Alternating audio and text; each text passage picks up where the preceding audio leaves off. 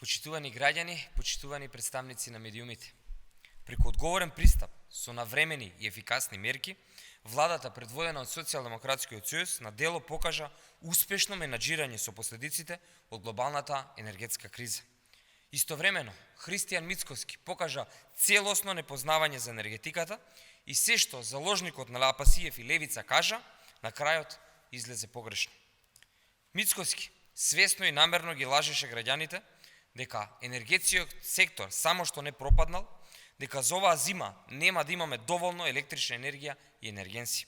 Денес, за прв пат после 70 години, со полн капацитет работат сите енергетски постројки во државата и задоволуваат 100% од потребите. За прв пат среде зима се врши и извоз на вишоци електрична енергија од домашно производство.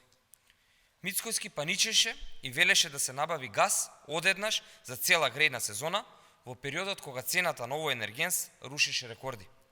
Ако се послушаше Мицкоски, сега државата ќе беше во загуба од стотици милиони евра. Мицкоски ја лажеше и плашеше јавноста и дека цената на електрична енергија драстично ќе се зголеми. Денес цената на струјата е намалена за 20% за околу 70.000 мали компании, што се на регулиран пазар, а 99,2% од домакинствата немаат зголемени цени на електричната енергија. И за време на оваа криза, исто како и за време на пандемијата, Мицкоски се постави против државните институции и со лаги и дезинформации ја подкопуваше нивната работа.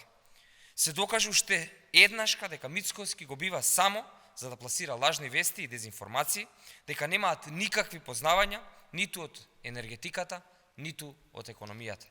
Ви благодарам и поведете со прашање.